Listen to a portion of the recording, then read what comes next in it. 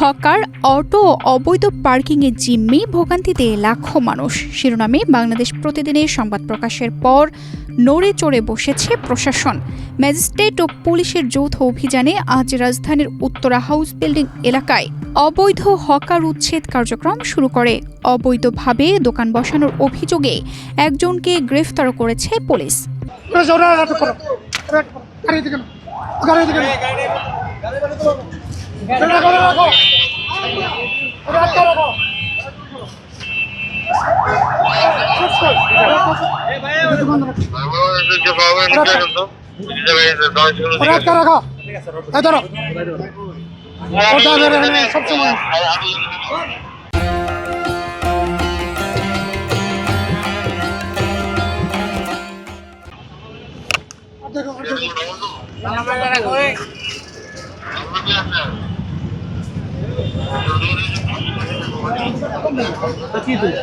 আমি ওই যে সেভ করছি না স্যার দোকানদার না স্যার সকালে থেকে স্যার আমি দোকানদার না স্যার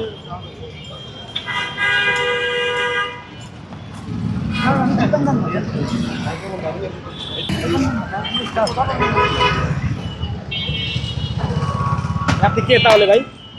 কাজ করি স্যার, ভ্যান চালাই, ভ্যান স্যার, স্যার ভ্যান চালাই আমি স্যার। উনি তো আপনি ওনার সামনে নিয়ে যাচ্ছিলেন।